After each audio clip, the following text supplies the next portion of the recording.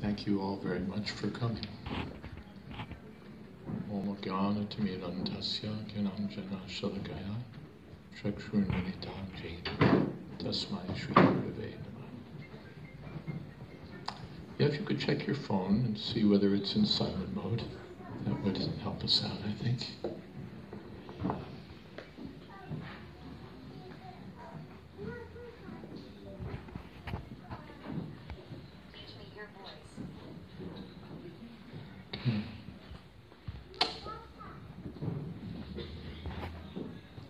Well, my favorite answer on the video was, well, I don't know. I don't really know who I am. Where do I point? I'm not quite sure. I know who I am. I'm me. But who that me is someone said, a deeper question. So that question is the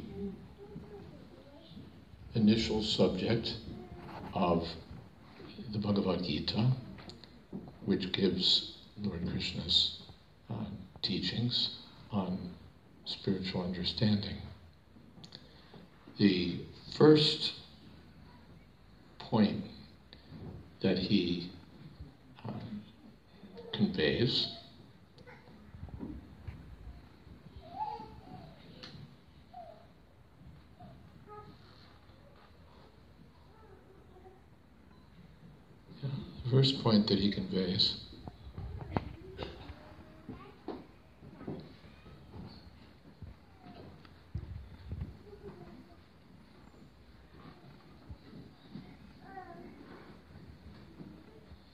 there we go. Speaking of conveying, thank you.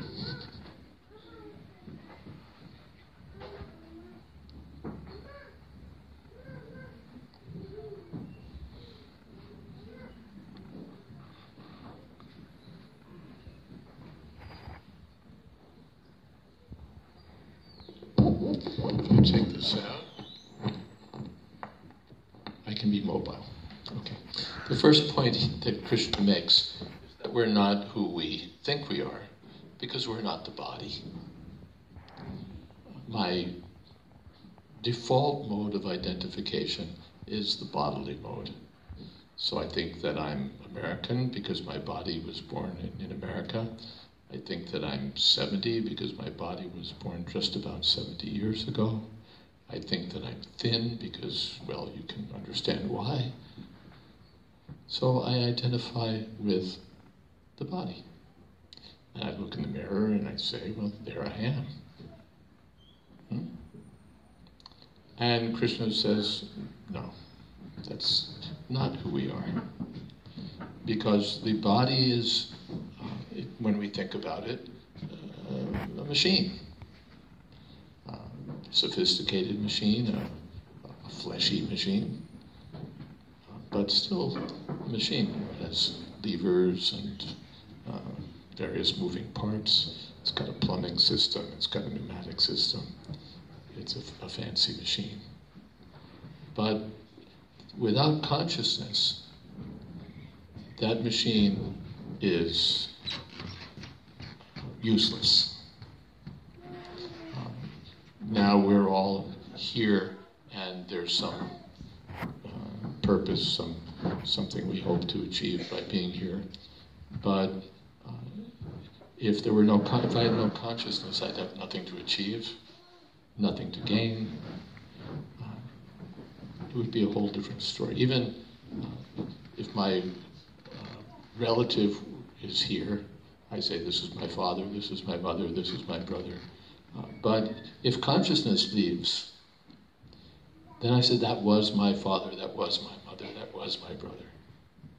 Right? Well, why do you say was, when all the parts of the body is still there? That means that the person who was my father or my mother or my brother is gone, because consciousness is gone. So Krishna tells us that the real person, the real self, is the consciousness within the body. The consciousness within the body. That's the when I think about it, who I ultimately am. I'm a little spark of consciousness. When that consciousness directs the body, then the body turns right, the body turns left. And when consciousness is gone, nothing. So this is the first instruction, that I'm not really the external body, but I'm the consciousness within the body.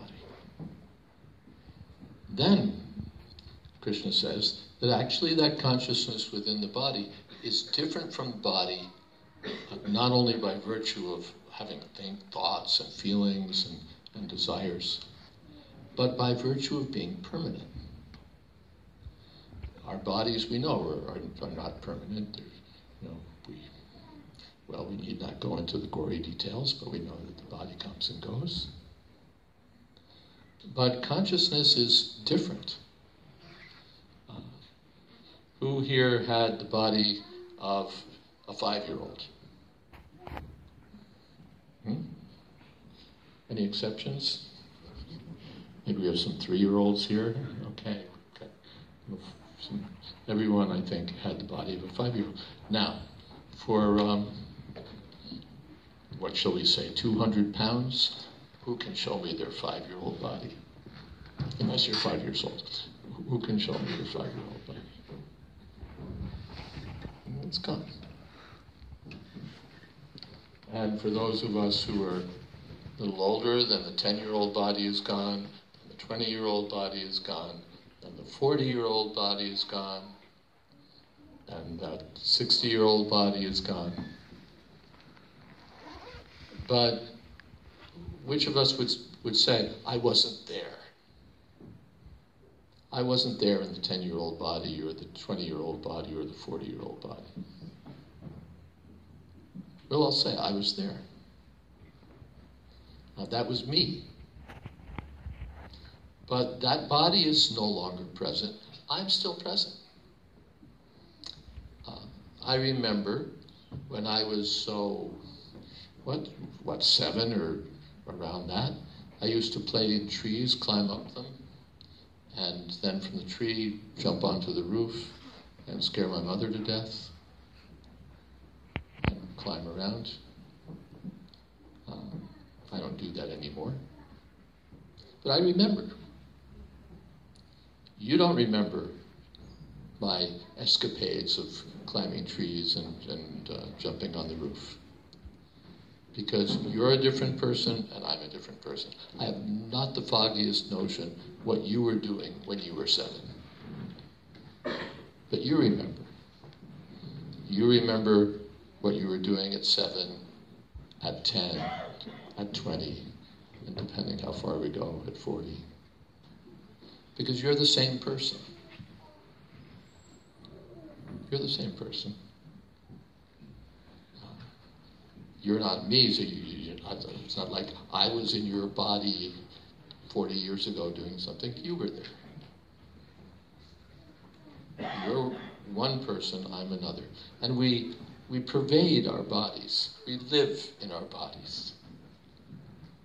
And so we travel from one body to the next. From the 5-year-old body to the 10-year-old body, from the 10 to the 20 to the 40. Essentially, like kids, mothers and fathers all know how fast kids outgrow their shoes. Expensive business, right? Always have to buy new shoes for the kids. Because they're, right, you know, because they're changing bodies. Their feet get bigger. So the body is changing, but the consciousness within the body is the same. The content changes, but it's the same conscious person. It's not that I wake up on Tuesday and say, oh my God, I'm a different person.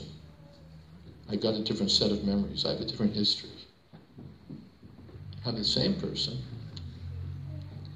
but over time, I'm changing from one body to the next. And we don't see it because it's subtle. Every day we get up and we look the same. But if someone sees, say, a child after 5 years, oh, wow, you've grown. So we're changing from body to body. Krishna says from childhood to youth to old age. That's our ordinary experience. Then Krishna says, in the same way, we change to another body at the time of death. We change to another body at the time of death. How is that? It's so because consciousness and matter are of a different nature. Matter is temporary, comes and goes, as this body comes and goes. But consciousness is say, yeah, that is to say. Okay. That is to say that it's everlasting. Krishna points out, you can't cut it, you can't dry it up, you can't burn it, you can't blow it away. It's indestructible. Can't create it. Scientists talk a good game about creating life, but so far no one has created consciousness, and no one has ever destroyed consciousness. You can block it out, you can disconnect it, but consciousness is still there. So, therefore, Krishna says consciousness is everlasting. You can say consciousness, the Sanskrit word is Atma, you can say soul, you can say the self.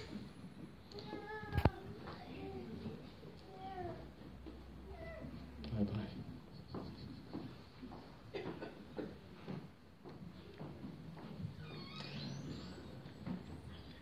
Well, we can call it what we want, but there it is, and we recognize it within ourselves. And Krishna tells us, it goes on existing. Even after the destruction of the body will be destroyed. We know that. It can be cut, it can be dried up, it can be drowned, it can be blown away.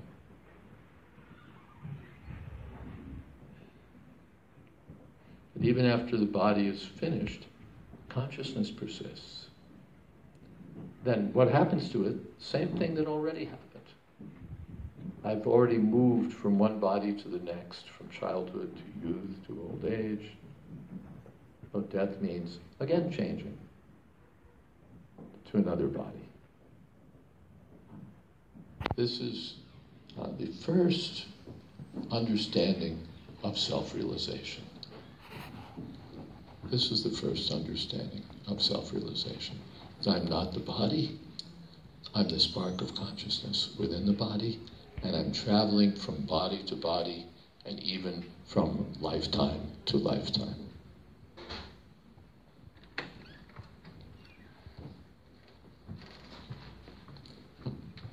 We don't remember.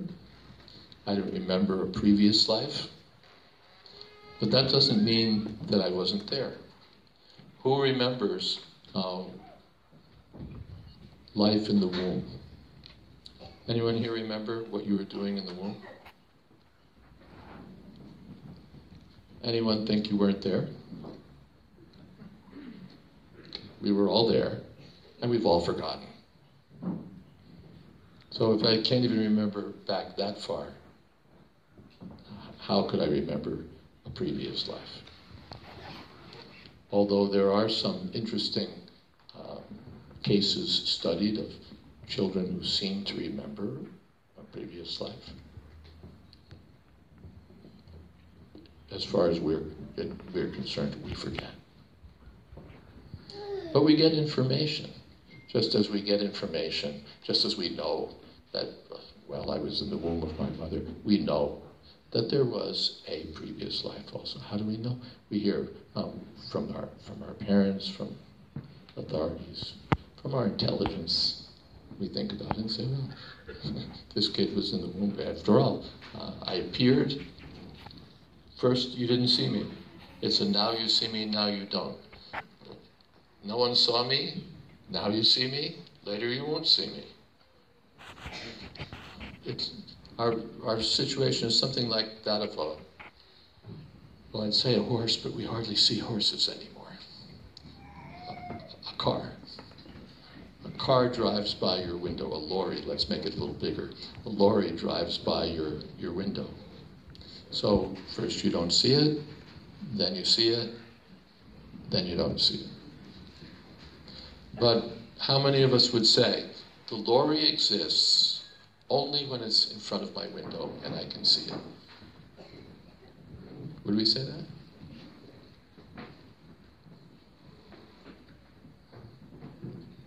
You look like you're thinking about it. Yeah, like there's some Buddhist philosopher, they say that if a leaf from a tree falls, then does it make a sound? A Buddhist philosopher says a leaf from a tree falls, does it make a sound? Well, okay. A leaf is pretty far from a lorry, though. Okay. And I don't know what the Buddhist philosopher would say, but I think most of us would say that the lorry is there. Okay.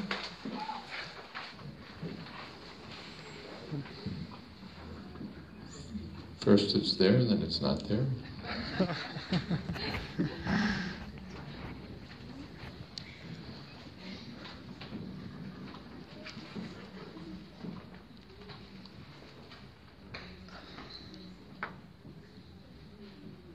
So first, the lorry is not within my field of vision, but it exists.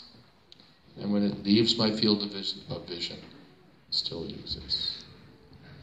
Or we've come into this room, now I see you all. But before you came into the room, I didn't see you. And when you disperse, I won't see you. If I leave before you do, it goes that way, you won't see me. But I don't think that when you leave the room, you'll cease to exist. Or that when I leave the room, I'll cease to exist.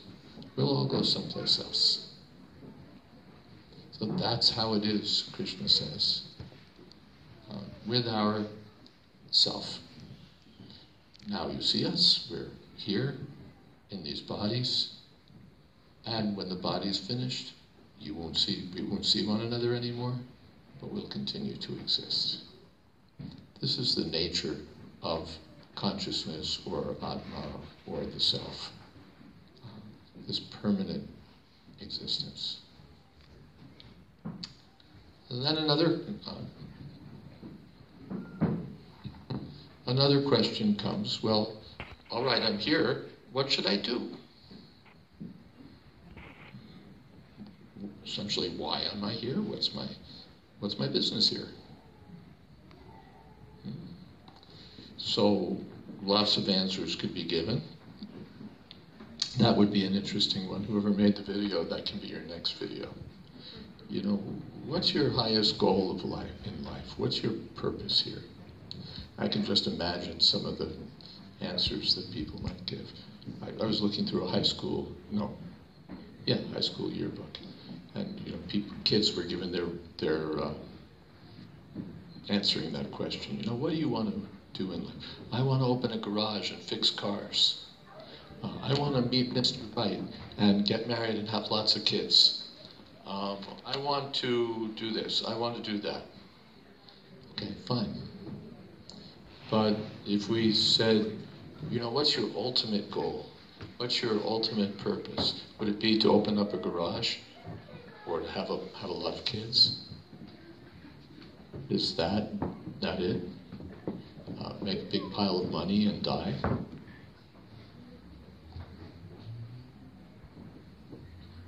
If we think about it, it's said that the activities of the animals fall into 4 categories. They basically do 4 things. They eat. Well, they do that a lot. A lot of the day is dedicated to where's food. They eat, and they sleep. They mate, they reproduce, and they protect themselves. You see the birds, they're always like, they're eating and they're watching. No one's coming to attack me. This is what the animals are basically busy with. And that's what a lot of human beings are busy with as their sole occupation in life. Eating, sleeping, sex, and defense.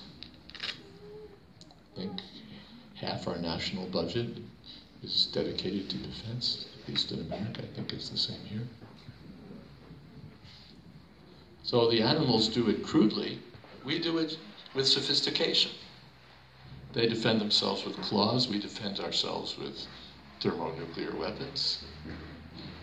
They have sex this way and that way. We have books about it. We have various devices and drugs and so on. They eat something. We eat something different.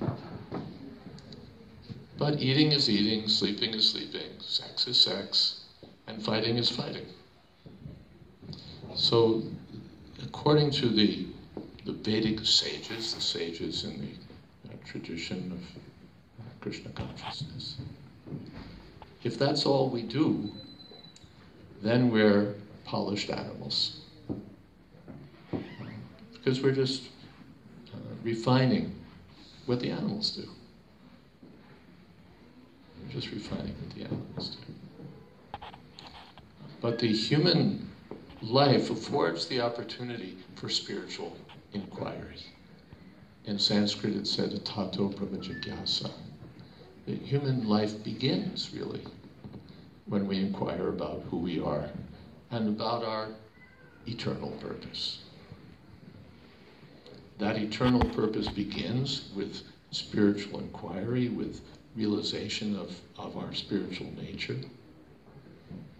And it continues with an understanding of our relationship with our origin, with our source. That inquiry is there. Brahma Jigyasa, Janmadyasya. What is the ultimate? What is the highest existing truth? And the Vedic wisdom says that the highest truth is the origin of all that exists. And Abhigyasvara, that highest truth, is fully conscious, as I am. I'm conscious, that ultimate truth is conscious. It's not that everything comes forth from nothing, or from a chunk of matter, or from a batch of atoms swirling around. There's intelligence there. Whoever built this building was intelligent, and whoever is behind the universe is more intelligent. So that's Krishna. Krishna means the source of everything. Krishna means the person who's the source of everything. Intelligence means personal intelligence. We don't find an intelligent something, an intelligent, impersonal force. Intelligence always proceeds from a person. So, according to our intelligence, some of us are less intelligent, some more intelligent, some of us do this much, some that much. But when you come to the greatest, someone's more intelligent than me, someone's still more intelligent. When you get to the most intelligent person, that's Krishna. That's Krishna. If you think of it another way, my father was a person, his father was a person, grandfather, great-grandfather, on and on and on. Person. When we get to the source, it's not that suddenly, boom, imperson. No personality there. The original source is also personal. And we can understand that person by understanding ourselves. In the Bhagavad Gita, it's said that we're like little sparks of a great fire. Krishna is the fire, we're the sparks. So I can understand something about Krishna by understanding myself. I'm conscious, the Supreme, or Krishna is also conscious. I exist, he also exists. I am joyful by nature, I like to enjoy. And Krishna is also of an enjoying spirit. So, as you can understand the ocean by studying a drop, we can understand the Supreme, or understand Krishna, by studying ourselves. Then, well, if there's a Supreme, and if there's me, then what's my relationship with the Supreme? What's the relationship? And the Vedic knowledge says, well, we're dependent on the Supreme. I'm not providing the air, I'm not providing my own water, I'm not providing my own ground to walk on. I'm not independently providing anything that I need, nor is the Her Majesty's government supplying sunlight, air, water. These things are provided by nature, and nature is also not independent.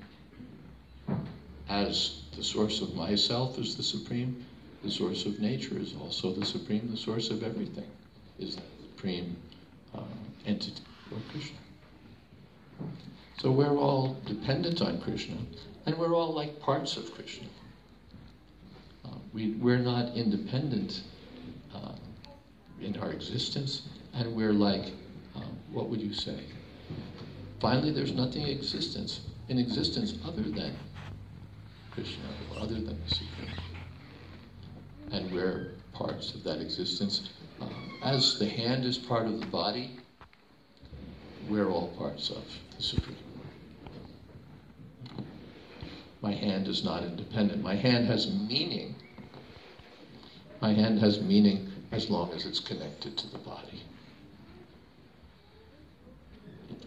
Connected, forget it. I have no interest in this hand anymore.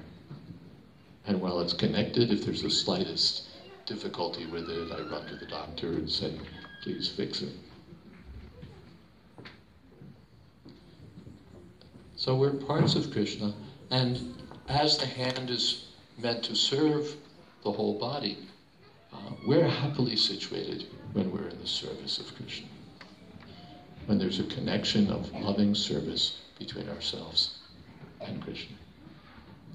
That loving relationship is called the relationship of bhakti, or devotional service, bhakti yoga, the connection, the spiritual connection through devotional service. And I could say a lot more about that, but I think that my time is limited. And so I'm going to stop here, and I will refer you to, again, the books that are in the back, because I'm just giving you like a little short sample, but our books tell you a lot more, so you can take advantage of them. Even if you've seen Bhagavad Gita before, you have a copy of Bhagavad Gita perhaps. If you take a look at this Bhagavad Gita as it is, I think you'll find something very wonderful. Thank you all very much.